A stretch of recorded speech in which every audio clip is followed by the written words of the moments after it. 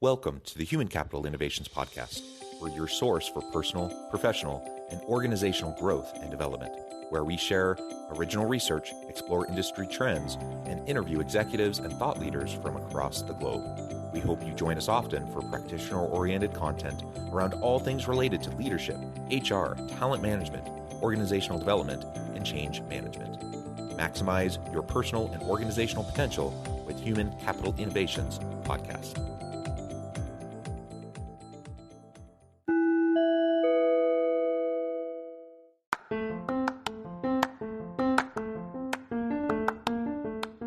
If you enjoy the Human Capital Innovations Podcast, enjoy ad-free listening by going to the Patreon page, and please consider contributing even at the producer or sponsorship level. And please leave a review. Thank you for your support.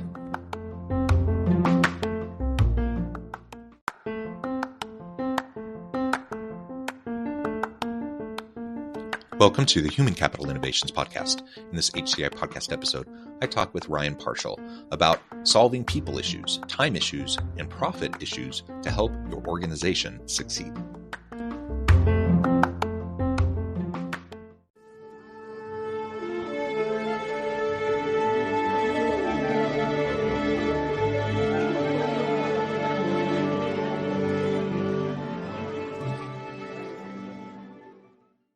Ryan Parshall, welcome to the Human Capital Innovations Podcast.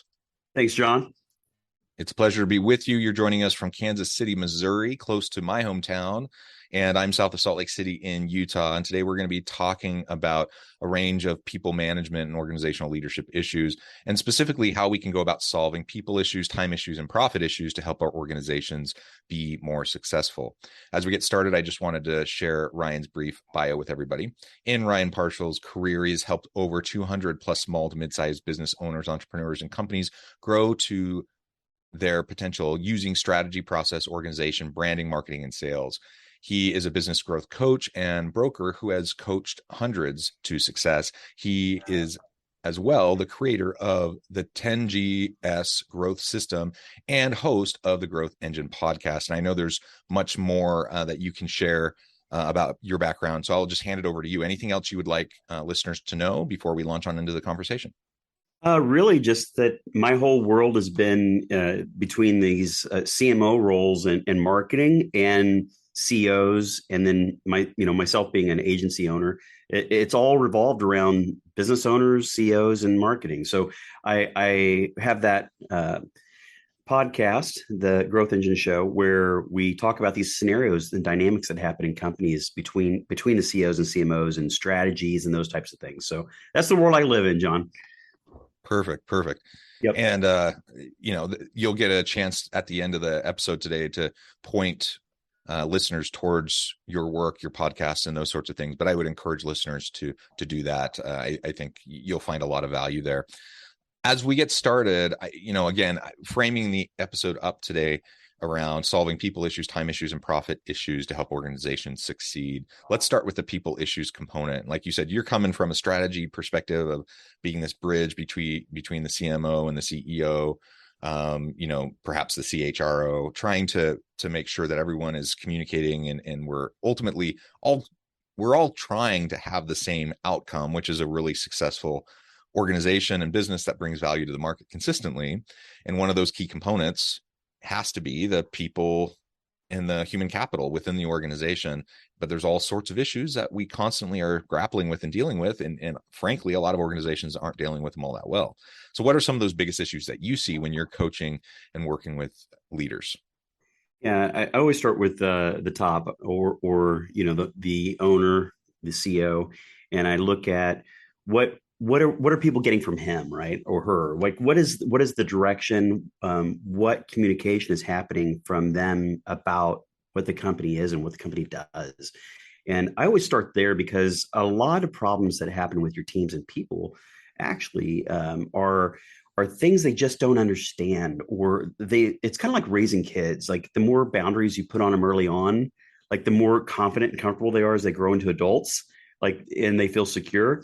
employees are very much the same way. Like they want to know what the rules of engagement are. They want to know what they're responsible for. But number one is they want to know how they're going to be judged. They want to know how am I going to be measured? Like, how's my success going to be measured? And I mean, that's probably one of the biggest fails I've seen in working with businesses and leaders is this idea that, oh, well, we have a job description. It's a document. It's a job description. You know, it's not telling them how you're going to measure them in success.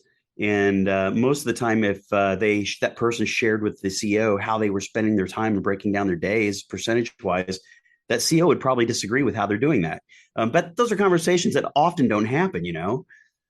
It's very true. And I can only chuckle as you're mentioning the job descriptions, because it's just a really poor proxy for like having those ongoing transparent conversations with your people to set expectations and to just manage those relationships and to help people understand what they need to be doing and how to succeed. And the fact of the matter is most organizations are really bad at updating their job description. So whatever the job description says probably isn't all that accurate, you know, and congruent with what the person needs to be doing anyways. They morph and they shift over time. And, you know, part of it depends on the composition of your team and just the shifting strategies and the external environment and the dynamics that your organization's dealing with as it's trying to remain relevant. And so the static job description is not enough. I mean, I would say, yes, try to have a really good updated job description. So when you're posting a job, you're at least looking for the right kind of person. And so when someone starts a job, at least they have a general idea of what they are going to be doing. But then it comes down to leaders needing to have ongoing mentoring and coaching conversations, ongoing performance conversations, and just be as clear as possible, be explicit and help people understand. You know, and that doesn't mean micromanaging. And sometimes leaders take it too far that direction. We don't want to micromanage, but we do need to set expectations and we do need to clearly communicate them. Yeah, well said. Most people don't look at the job description after they're hired, right? Like they don't even look at it.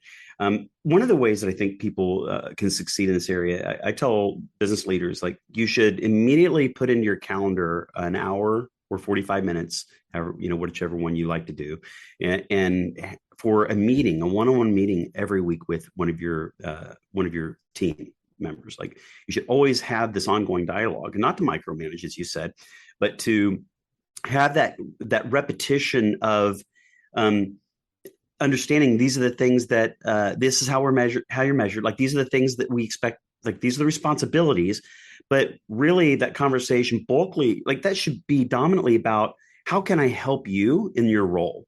How can I help you? What are you doing? Because that's the opposite of micromanaging. What are you doing? How can I help? You know, what do you got on your plate? And kind of like being a support for them is huge. And then a way that you can make them comfortable is saying, okay, you know, these are the things that we know we have to get done as a team. We've decided these are the things, and how are you doing on those? Like, you know, that's whether or not you get to the finish line on our deadline or milestone with this thing you've got to do, this task or this rock, right? Then, you know, that's how we're going to measure success for you, for the department, for me. We're all in this together thing, right? I want to go back on something though, John, is this from the top down thing, is the idea that the business owner almost always, not all the time, is a visionary. And what that means as an employee is you watch your boss or the president, you watch them like completely come up with new ideas every day. They're jumping from one thing to the next. You could hardly get done something on an initiative that he launched last week, and now he's jumped to something completely different. And you know, how are employees supposed to have success if they're constantly chasing the visionary, right? And so the visionary having this operations person or an integrator, a buffer, right? This buffer thing is a key thing to the success of the people, individuals in that team, because they can't live like that. They are not all visionaries, else they'd probably be their own business owner. You know, they'd have their own thing.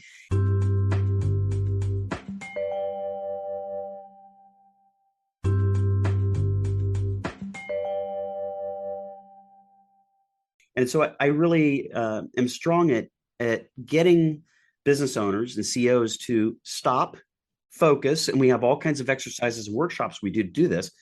What is most important?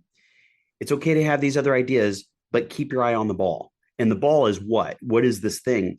And so most of the time when a business owner calls me, the thing that's this repeat pattern almost always is they've grown a business or growing a business.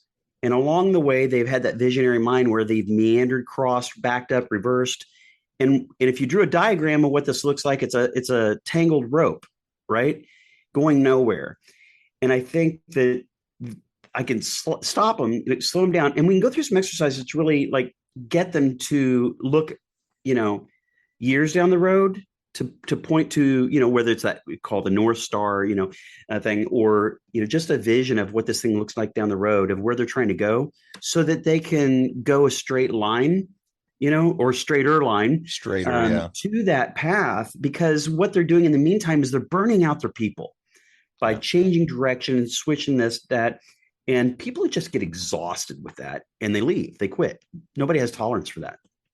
Yeah, really great point. I'm thinking of one organization I've worked with extensively, and that's exactly what they're facing with their CEO, someone who has tons of energy, tons of passion. It's clear, a very sincere person, but because of the way this individual handles themselves and kind of is constantly like, it's like whack-a-mole, right? And they're constantly shifting their priorities, and so nobody around them ever knows what the thing of the day is going to be, or the thing of the week, and it just shifts so rapidly. And so it's like people are constantly just trying to manage like the CEO's expectations and trying to manage and deal with all of that rather than actually doing the work to move things forward.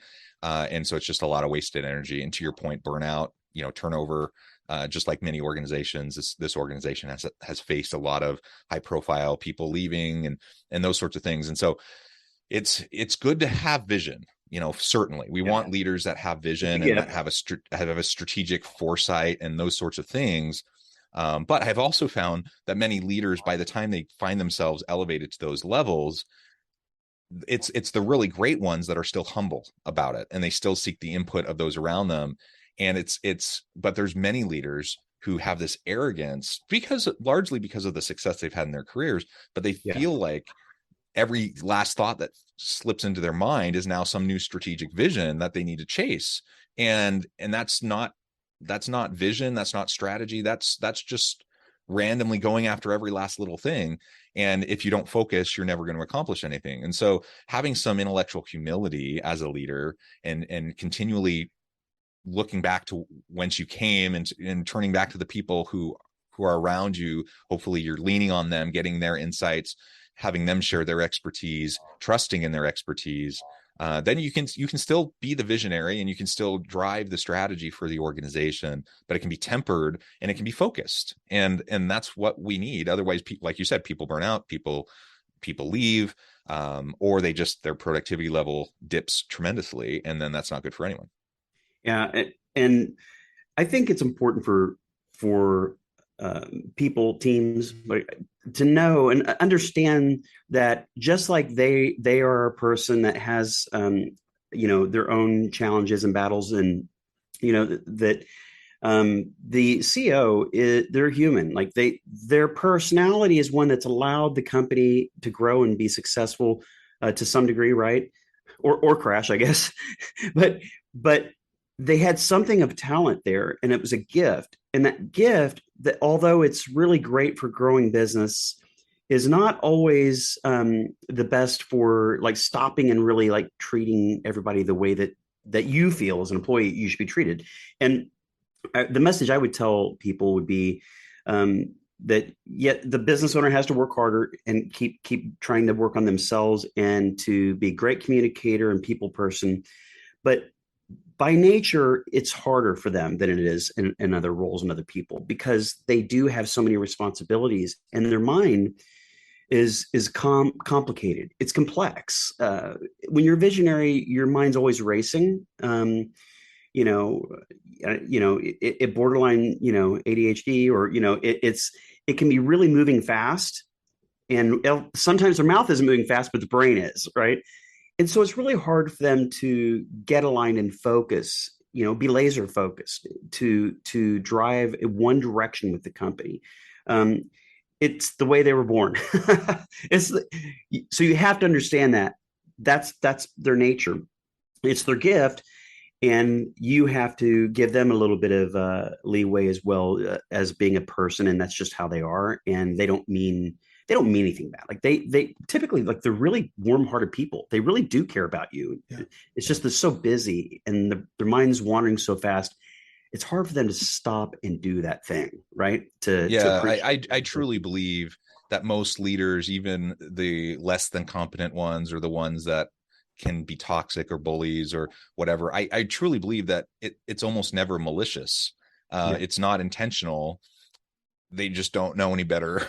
They have bad habits. It's things that if they were fully aware of it, they probably would be super embarrassed by, and they may have some blind spots. And so, be patient. Just like we want anyone to be patient with us, be patient with them, certainly. And something you were talking about earlier, which also really resonated with me, is, you have someone come, you hire a person, you have a job description, you have a job posting, they come in, they're probably never really looking at that after that first day or week. They're just trying to grapple with the realities on the ground. And now you need to make sure, as their leader, as they're reporting to you, are you creating an environment of psychological safety and empowerment where they can come to you for insights, for support? And are you having regular coaching conversations with them so that you can develop mutual relationships of mutual accountability and trust? And good leadership is built on the foundation of trust. You can't, micromanaging doesn't trust. And I guess the other side of the spectrum wouldn't be trusting either. Ultimately, we have to have that mutual accountability. We build that trust over time. And then that allows me as the leader to lean more heavily on them and their expertise, recognizing that I probably don't have all of the expertise of everyone on my team.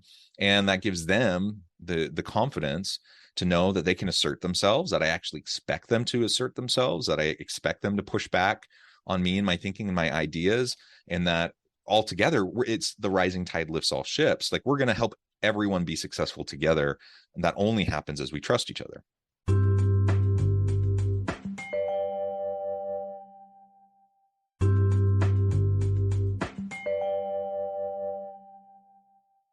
I agree. And that's why that one-on-one, like weekly, if you can't make it, then both parties can't make it, okay, fine. But I try to never skip a meeting that I've scheduled.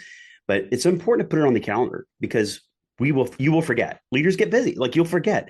But I also, as you were talking about that, it reminded me of how important delegation is. And because the number one problem that people have is time, and they're in charge of their own time. And a lot of times that time is being taken up because they haven't delegated things they're doing to their team so that they have an open door. And I remember a job that I had working for the Kansas City Star newspaper. I was in the direct mail division. So dating myself with a newspaper that doesn't exist much anymore. But I remember my manager always had an open door. I could walk in, even if she was busy. She would, I could tell she was busy at times and frustrated, and her eyes were, bugging out. She would put whatever she had down, and she'd like, "How can I help you?" Like, it was like a help desk. It was incredible. And I'm like, that was awesome. She understood, and many business owners do, that when you're in leadership, you're working for them. And that is, for CEOs especially, that is the way that I was able to take my busy mind and be able to frame things so that when I went into work every day, I was in the right frame of mind. I was showing up, you heard that term. I was showing up, looking available, looking like I was a person who cared, because I knew I was there to help each and every one of them if they needed help today. So it changed my outlook, and it really helped grow my agency. So. Yeah. And ultimately it's building on those people foundations, delegating, empowering, helping people to make better use of their time. All of that leads to these metrics that are going to impact the bottom line. It reduces turnover, it increases retention, it increases productivity and innovation. When you have employee engagement and satisfaction, that increases customer satisfaction, retention, and loyalty, which of course it strengthens the bottom line. All of that goes together to ultimately increase profits and help the organization succeed. And so while it's certainly the right thing to do from a human perspective, like we want to treat people with dignity and respect, it also makes a whole lot of sense from a business perspective, from a simple dollars and cents profit motive, that we need to focus on the people in our organizations. That's what's going to help our organization succeed in the long run. Amen to that. I want to shift. We're talking about people. I want to shift real quick to something. I've really been noticing this trend. So I grow, buy, and sell businesses. So it's what I do every day. I really help CEOs with their entrepreneurial journey, right?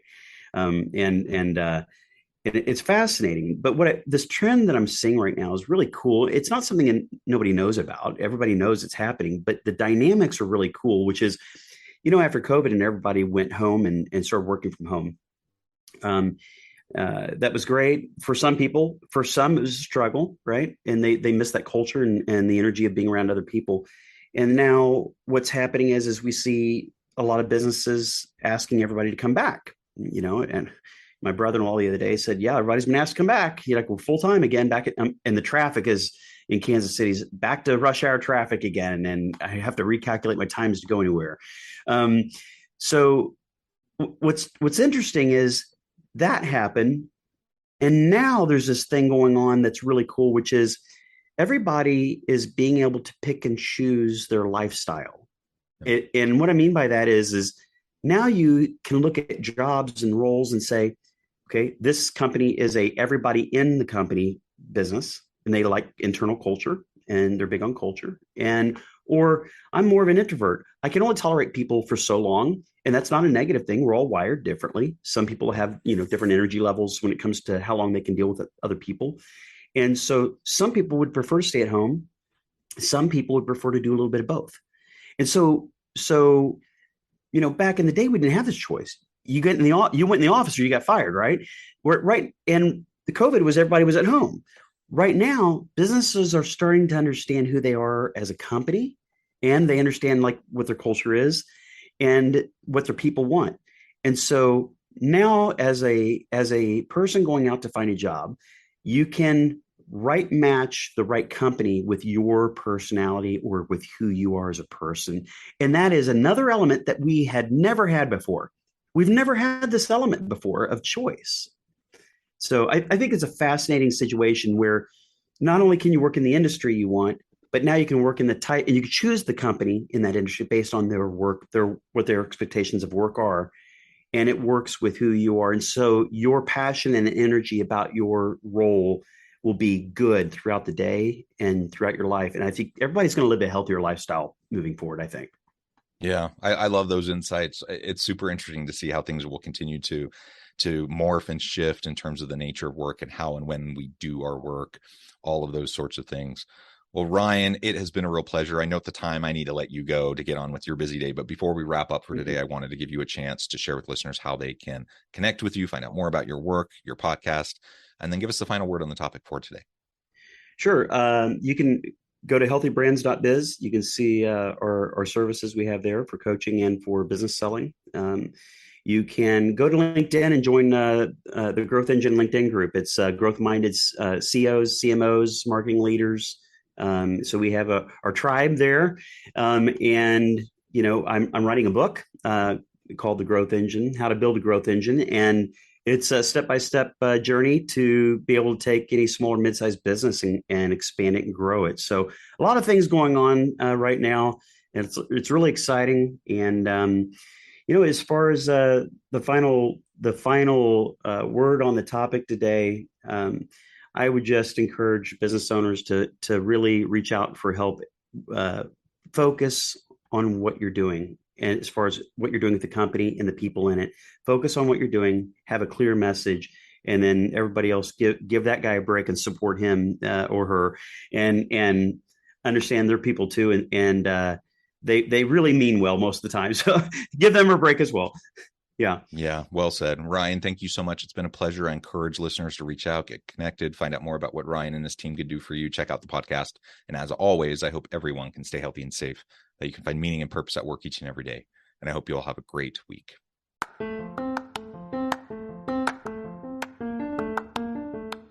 Do you enjoy the Human Capital Innovations podcast? Enjoy ad-free listening by going to the Patreon page. And please consider contributing even at the producer or sponsorship level. And please leave a review.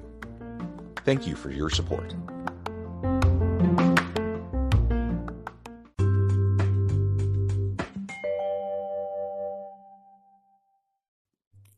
Thanks again for joining us for this episode of the Human Capital Innovations podcast.